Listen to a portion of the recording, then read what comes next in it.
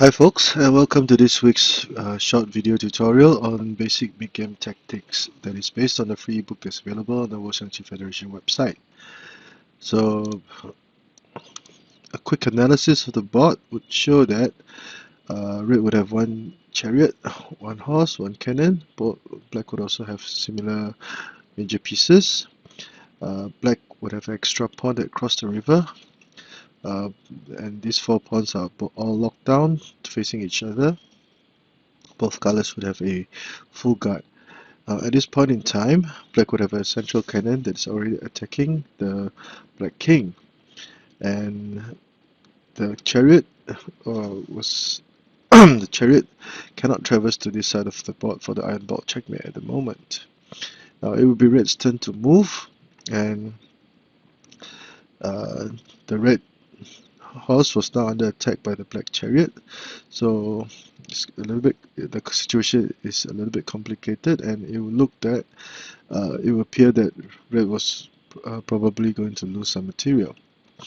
So how should red react in this situation? The first move would be to play r6 equals to 8 to protect his own horse and also threaten the black horse. Now it will appear that this would be a trade of material.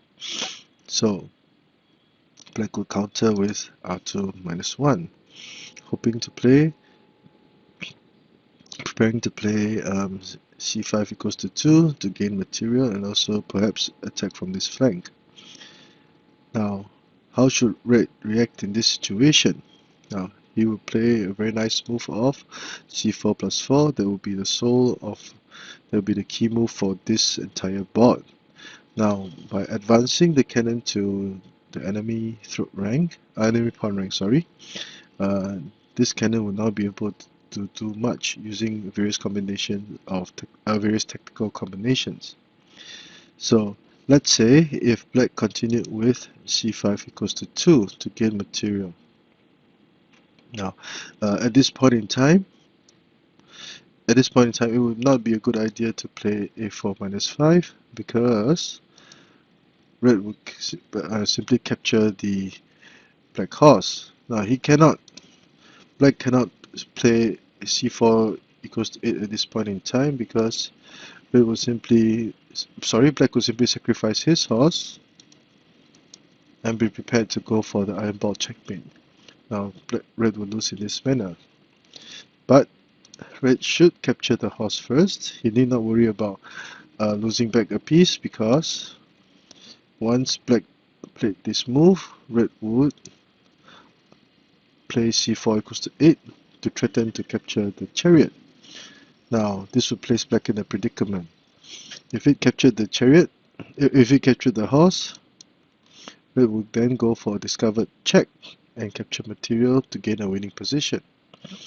If it did not move, there will not be many good spaces for the chariot to move either. For example, if it moved here, red could play h8 plus 6, threatening to go for the horse cannon checkmate. And after trading material, red would now be a piece up and be able to capture the pawn to have a winning position. So r2 equals to 5 would not be a viable option. Moving the chariot here would also not be wise because again, black would have many possible combinations to go ahead. So that is why, if we retract this moves a little bit, black cannot play a5 minus 4. So that returns us to the main line. Now, again, red will play c4 equals to 8. And let's say black chose to offer a trade of material. Red will simply deliver a check and again move his horse to a threatening position, thus pinning the cannon to this file because of the threat of a checkmate with h6 plus 4. Now in this manner, after trading material, red would also gain a winning position. So a short recap, in this situation, Red will first move h6 equals to 8 to gain material and also protect his horse. Now, he will not have to fear black making this move, as he will be prepared to counter with a series of brilliant discovered checks and attacks. So let's say red try to continue, check, and red will gain a winning position. I hope you've enjoyed this short video. If you like the work that I've been doing, please do subscribe to my channel. Thank you.